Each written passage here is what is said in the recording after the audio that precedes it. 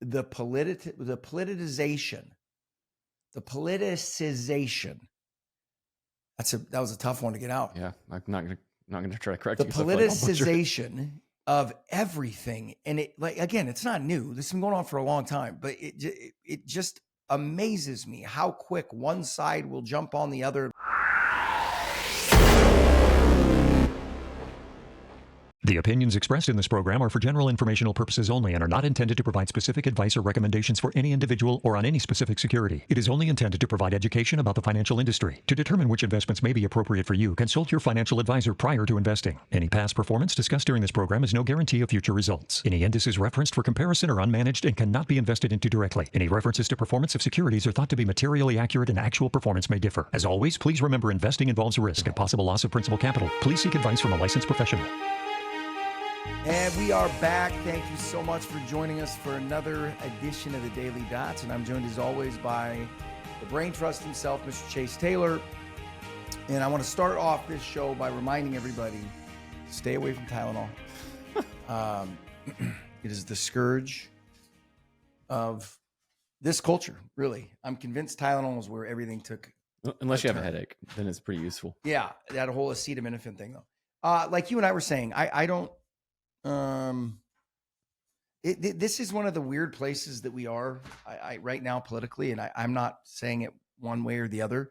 That we've got to a point where we can politicize looking at correlations of medications and autism, which I just don't. And as soon as it comes out, it becomes you have to prove yourself that you're on each tribe. So yeah, so you're either eating 10 of them or you're throwing them in the trash. Yeah, wait, I just can't. Meanwhile, I'm sitting there going, that's interesting. Let's see some more studies. Let's get down. Like, I don't think autism's got a political party. I really don't. And we just keep getting weirder and weirder, man. Yeah. You know, and it's fun because you see it all over the place, but it's like, it kind of goes along this line, the lines of, yeah, it's insane. You're a vaccine denier. We're not even, and you're like, okay, so we're not even going to look. Right. Like, we're not going to, when you see like, I am not one of these people that sits there and goes, don't vaccinate my kid. Like, not the COVID vaccine. That didn't make any sense. Right. But like, we turned down the Hep B vaccine. It made 0 sense to give to a baby. Right. Like but we got other vaccines. Like I'm not an anti-vaccine person.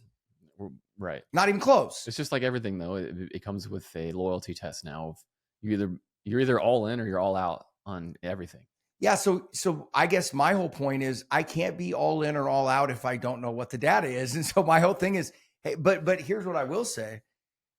Sitting there and saying, I don't want my kid to have any vaccines for the rest, they're all horrible. That's kind of crazy to me. Not kind of, it is crazy to me. It's crazy. And then also sitting there saying that it's asinine. Of course, vaccines don't cause autism. That's crazy to me. We don't know. Right? We just we don't know. Yeah. What happened to the idea of science? This is a very hard thing to figure out. Oh, because I mean, especially when you consider gestation and the interplay between, right? There's so many things, for instance, that can be toxic to a pregnancy that's fine for regular people to ingest. And so you've got like complication upon complication. You could have even interplay potentially with different vaccines or medications that the mother's on. You know what I mean? There's so many different things. But that to me is like kind of where I sit back and go, so we know what to do here. It's called science. Let it do its thing, right? Let's figure out what the problem is. It's strange. It's not surprising, right? We've seen so many examples of it, but watching the politicization, that was a tough one to get out. Yeah, I'm not gonna try to correct the you. The politicization of everything, and it, like, again, it's not new. This has been going on for a long time, but it just amazes me how quick one side will jump on the other, and one side, you know, sort of like the ABC deal with Jimmy Kimmel today. You know, right when it happened, the FCC's pushing him to, out. Okay, now that ABC's bringing them back, are we giving that to the FCC? You know what I mean? Like, I'm just saying, like, and I'm not saying that the FCC did not lean in appropriately on ABC. Sure. I'm just saying that people don't even have to have things line up anymore, right? Like they don't have to go back and revisit and go, well, I guess it wasn't the FCC pressing on them because ABC has them back. No, right? Nobody says that. Yeah, it's just on to the next one, and it happens on both sides. I'm not saying it doesn't. It is exhausting. It is exhausting. It is, because these issues, these are going to be figuring out autism, right? Figuring out what has caused that spike that I think if anybody looks at the data, you sit there and go, that is really odd, right? Now, part of it is we've been looking for it. We weren't previously. Better detection methods. But when you see the data, I mean, you're like, something's gone on here, right? Sure. So how about we get to the bottom of it? Like, hey, could be vaccines, could be Tylenol. Do we have any other ideas? Let's look at a bunch of other things, right? Like, potential mercury. I mean, I don't know. Let's look at all of it. It's so bizarre to me when political ideology completely overruns science, where you're kind of sitting there going, do you guys want to, so are we looking for an answer or not? You know, I don't know. It's very odd. And to me, like when we were just talking about this, but like you get the cohort study that makes it look like there is a correlation with Tylenol. That should be a thing where people are like, well, that's interesting. Maybe this is it. A lot of people would have instantly said absolutely not. But then when you do the studies that bring in the siblings to kind of control for that, and they say, oh, maybe not. Look, it looks like a spurious correlation. Then everyone should see that and go, ooh, maybe not. Here's a better way to design a study, or maybe this isn't it. But to your point, everyone's going to get their cue card, right? Here's my 3x5 allowable opinion card for my tribe. Like, here's my opinion. Like, yeah. And that's kind of what we've devolved into, unfortunately. Yeah. And thinking for yourself is what percentage of the population do you think really thinks for themselves? Is not worried about what a political tribe tells them they should think about stuff. They truly just first principles their way through life instead of being told what to think. My guess is that it's probably not the 80-20 rule. It's probably like 10 to 15%, maybe. I hope it's that high. And it may not be. Yeah. It may not be. And I think there's degrees to it too, right? Yeah, for sure. But it seems to me what you're talking about is just a reasonable minded person that sits there and approaches every problem with logic and the first knee jerk reaction is not a political answer. Right. You know what? You're probably right. That number's probably more like 5 to 10. You know what I mean? Now, here's another question. How much of it do you think is actual ideology that they actually buy into it? And how much do you think it is just intellectual laziness? Meaning, I think it's as social as anything, not even necessarily ideology. Because I think that the average person parroting what they hear from their tribal leader doesn't necessarily fit into a actual firm ideology. It's more of a social, it's like an arm patch. It's like a social allegiance to something. Yeah, you need to fit in with your crowd, and the only way to do that properly is to be like, what do they believe? Yeah, they've lost status or style or however you want to call it recently, but it's kind of like pronouns and bios. You know what I mean? That was kind of that was kind of like a litmus test. It was kind of a badge on my arm. I'm part of your group, right? Exactly. Yeah. It's symbols. You know, as humans, we've been using symbols for a long time, and they mean a lot to us. And this, in that way, fits into it. One of the reasons I say I don't think it's ideology. If you go back to the George W. Bush years, we had I would call them significant anti-war protests. Anti-war left was like a very real political movement. As soon as President Obama won, they just went poof, gone. And it was so either one of two things happened. Like their ideology just never was that real. It was more of a tribal thing. And whenever the tribal leader changed and said, no, we need this war, they just got in line. That tells me it wasn't about ideology. It was more a social thing, right? Mm-hmm. That was one of the reasons for me. Like Code Pink was always at our gate at our base protesting. Our killer drones that actually just took pictures. But but I gave them respect because this was after that, right? Like these people actually had an ideology and a belief system, and they stuck to it. They didn't care that, the dear leader had changed, and now you see it. It's not like it's a problem just of the left. There's a lot of things when it comes to free speech, free markets, things like that a lot of people are like firm on, but then your guy's in charge and he starts to lean on that stuff, and you're like, well, this is okay. It's okay. Well, then free speech wasn't in your ideology. It was a social thing. Like it was bad because other tribe liked it. Yeah, no, I'm with you on that. I just the free speech one is interesting to me though, because I think once again that you see, at least I've seen it, at least there is a contingent on the right that went off on Pam Bondi. There was, out and said very fair, very fair to say. And that encourages me, because again, you're being ideologically sound, right? If you're against the suppression of free speech, then you're against the suppression of free speech. The circumstances are irrelevant. 100%. When I heard what Pam Bondi said, I threw up in my mouth. I was like, whoa. Just sitting there going, you got to be kidding me. Hate speech is a construct. Hate speech is a linguistic wedge meant to get into the Bill of Rights and extract free speech. That's what it is. It is a camel's nose under the tent, right? Because the freedom of speech specifically protects what people are now calling hate speech. Exactly. That's what it's there for. That's all it's there for. Yeah, 100%.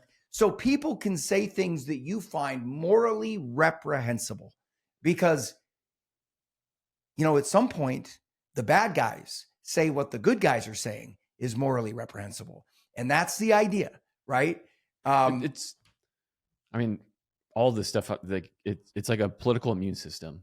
And if you ever suppress your political immune system, then, the disease takes over, like full stop. And things like freedom of speech, like freedom of the press, like all those things are just, it's the, institutionalized immune system so that we never go, too dark on the continuum between, very limited government and authoritarian government. Yeah. And what is so tragic to me is you listen to so many young people talk and civics has evaporated. They know none of this. They don't even know. I mean, I was listening to one of these like interviews on the street talking to a young kid. It's shocking and it's terrifying. And when it's terrifying, it's not terrifying because they don't agree with me. It's terrifying because they don't know what to think, that they don't have a baseline. I just had this conversation in that, like, it's if you don't have like a scaffolding of a worldview of the fundamentals of the Constitution of like why free speech isn't malleable, like things like this, then you're not anchored to any of that. And then the right people can pick you up and move you to Crazyville. You can end up in the shockingly bad situations, all of our friends in Europe found themselves in the last 150 years of history or whatever. Like, so if you don't have that anchor, the Constitution, understanding why like free speech is important, why hate speech is bad, but in most forms needs to be allowed, or, like why the press shouldn't be obstructed from knowing things, like whatever the case may be, like that these things, if you don't know why they're there, then it's just so easy to move you to just kind of anywhere logically, especially if you're like if you're in one of the tribes. Obviously we have a decent amount of people that aren't in one of the tribes, but yeah, well, a good, at least to me, a good comp to that would be, let's also make adultery illegal, right? It doesn't do anything good. It's bad. It's destructive to society. We all know that, right? Why don't we do that? Because it's reprehensible and it's destructive, but in our society, people are free to make disgusting decisions. And to go back to kind of first principles, like the Jeffersonian view of like everyone having like a sphere of rights, like a bubble around you, that's your rights. And you can do a lot of things that people don't like, but it's your right. As long as you don't bust someone else's rights bubble, so like adultery, like, we don't like it. There's a lot of things that are legal that are like, yuck, but if you're not violating someone else's rights, then it goes, right? Yep. And so like that's one, I grew up in a very very right Republican evangelical Christian household, but I was always uncomfortable by family values politicians. Not if they had family values and thought they were good, but if they were trying to legislate them, like that was always like, oh, well, hold on. Like, let's talk about how good it is and we should all aim for it. But like, but the legislative part of it is like, oh, hold on. Like, now you're messing with people's rights. Yep.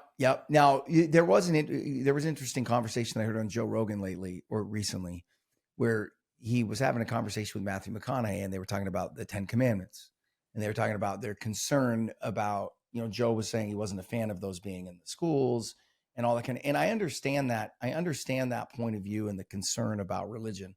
There is one difference though, that I thought was pretty stark that neither of them highlighted.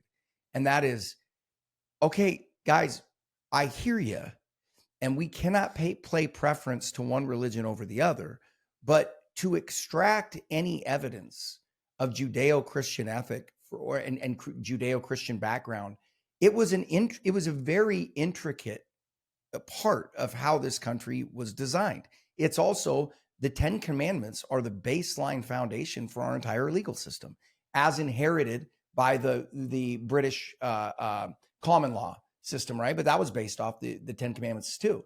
And so the point they're making is, well, you can't have them up there. You got to have Sharia law. No, you don't. It's history. It's civics. Meaning, I don't think kids should be forced to pray in school. I'm not saying that. I don't think that that's appropriate in public schools. I will make a cultural observation though. And I think when kids were praying in public schools, I think the country was in a better position. And I'm not saying that's a one-off result from that. I do think that people are too afraid of any form of religion in public schools, meaning history just doesn't bear that out, right? Like we weren't less free in 1850, right? Yet Christianity was being taught in public schools at the time. Now, different situation, more rural, all that other kind of stuff. But at the same time, like this whole whitewashing, no, if you're going to understand the history of our country and the history of our Constitution, that played a very big part of it. And just our culture. I mean, that's very it should ingrained in our culture historically. Yeah. And it should be, that's why I am a huge fan of the separation of church and state, right? But the separation of church and state was all about the state not sponsoring one religion over another or making people conform to it. Having the 10 Commandments posted in a courthouse is not a violation of the separation of church and state. It's just not. It's a historical record. That's what our legal system is based on, right? So to put up the tenets of Sharia law would be completely inaccurate because they had nothing to do with the founding of our country, right? Doesn't mean they shouldn't be allowed to be discussed in school, right? Like I'm not saying that. It just, it really feels like there's this. It feels like the push. Well, it's happening all over the place because, freedom of speech is going that way too. But it's like the push against, the religious freedom and all that kind of stuff. It just feels like it's going too far where you're like, guys, hold on. That's part of the historical record, right? Like, again, I'm not saying that kids should be forced to recite Bible verses and stuff like that. But, like you said, but you don't have to whitewash it away. No. And that's how I feel about a lot of things. Like on both sides, like of the way this turns out to be both sides, but like pretending like, because a lot of this whitewashing goes both ways, and you end up with like people not actually grasping how terrible slavery was because they don't really teach it. So like, okay, like let's not hide from that. Let's not whitewash it. Let's put it out there, and then the stuff on the other side, like let's not pretend like, Christianity never played any sort of meaningful role in America. Yeah. It's just like, no, let's teach this reality. Like, history. Right. History. Everything that mattered in history. I mean, mostly like in the bad stuff. Like you don't have to tear down all the statues of people that weren't perfect, because it's even a better teaching point if they weren't perfect to go, hey, and maybe teach the whole person like that they were good and bad. Like all of us, right? None of us are Disney villains and none of us are Disney heroes. We're all in the middle somewhere. Some of us are closer to one end, but we're all in the middle somewhere. And like, let's treat it that way. Well, and like the other part of it is that's sort of education, right? Yeah. Like meaning if you don't know the details and the good and the bad, the yin and the yang that everybody has to some capacity, right? Like I'll use myself as it'd be like looking at the portfolio, right? it's been mostly good, but there's some really bad trades in there. Yeah, and those are more important to learn from. Yeah, right. That's a great example. That's a great this point. Would be like that's a great having point. an intern and teaching them all of our good moves and just whitewashing all the bad moves. Yeah, we learn nothing. Yeah, the education, the educational points. And I was teaching this. I've been working on this with my 13-year-old son who's playing quarterback, and I've been teaching him. I go, buddy, there's a difference between criticism and coaching. Okay, in order for me to coach you, we don't need to sit around and talk about what you're doing right. We got to talk about what you're not doing right, because that's where the gold is. That's where the progress is, right? It's like the old school coaching line: if I'm not yelling at you, something's wrong. Yeah. Turns out that's actually true. Yeah, I even told him that. The opinions expressed in this program are for general informational purposes only and are not intended to provide specific advice or recommendations for any individual or on any specific security. Any references to performance of securities are thought to be materially accurate, and actual performance may differ. All right, so I guess we should speak markets at some point. So run us through the markets. Yeah. So it's not against the law for the market to go down, as it turns out. The S&P was down 0.55, Q's 0.67, IWM down a little, RSP equal weight up a little, Mag 7 down 1.5, XUS was down 0.1, dollar was basically flat, oil up a little over 2, nat gas about the same, gold up about 0.5%, gold miners flat. You had the 2-year down about 2 basis points, and then the long end was down about 4 basis points. And another day of vol being up a little bit. It just kind of keeps creeping up a tiny bit. So it's not like you're high or anything. Spot VIX is 16, front month is at 18, but you're up like a little over 1%. As far as, and like I mentioned, Mag 7 was down a good bit. Yeah, Tesla down about 2, Nvidia down about 3. So that was kind of where a lot of that was coming from. You had Amazon down 3 as well. I am as nervous about short-term volatility and the potential for big downside moves as I've been in a really long time. And it's anecdotal, but the pop on, and it's totally anecdotal, so everybody take this with a grain of salt. But the pop that Nvidia got, you and I were talking about this before.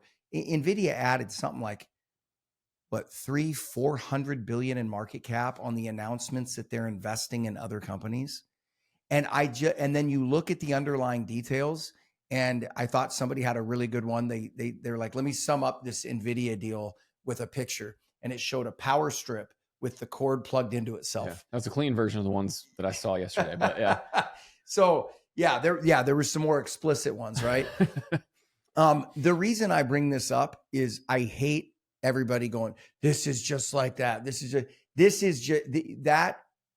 That feels so over the top. That feels like one of those moments where, more so than Jensen Wang signing a lady's chest, that feels to me like a top moment. And I'm not calling it top. That's right. A fool's game. Right. But because what you understand is a couple things.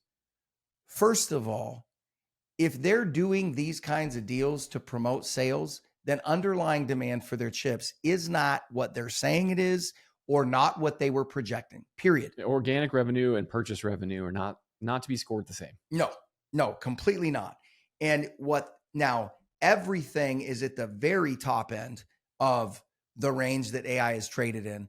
And I'm sitting there going, that to me is a massive bell, an alarm bell going off saying, hey, this could be a major sign that everything has overran itself, that right. AI has overshot the runway, at least for now, right? Like just saying it's gotten out ahead of itself. When you start looking at multiples, when you look at Apple trading back up at 40 times earnings,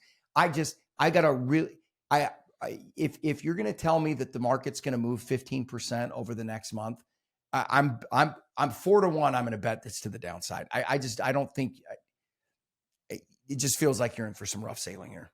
Yeah, I mean, I agree. And as I beat the dead horse all the time, like the systematic stuff, like it's like a trap door. Like you have vol control at a multi-year high for how much they own. So you're to the point where, like, if you get the market goes down like 2%, they're gonna have to sell like tens of billions of dollars worth of stock. CTAs are the same thing. I mean, they turned the dial to 11, which you get a little bit of selling and they have to sell. Just knowing there's a trap door there just makes you uncomfortable to begin with. So if something pushes you into the trap, then here we go.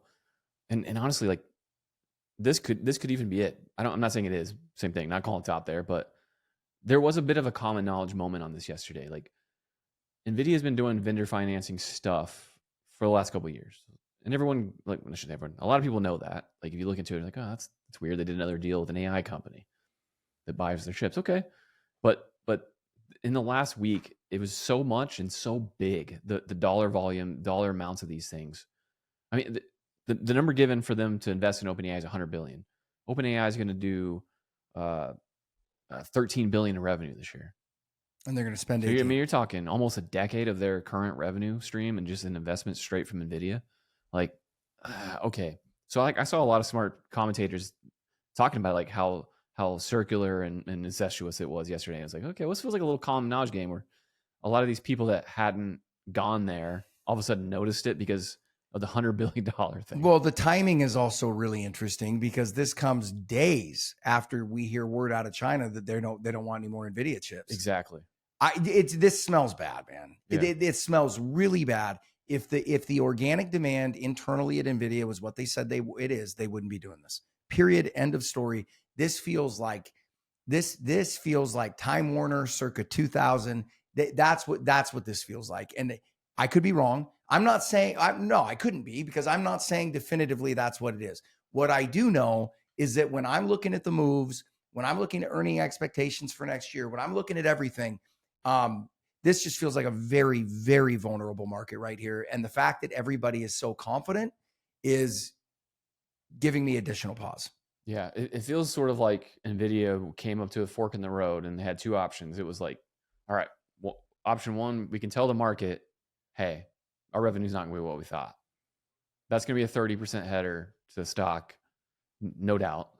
It's like, or we could go throw money at our vendors and we can keep the orders up, and then we don't have to warn on our revenue because it'll be there.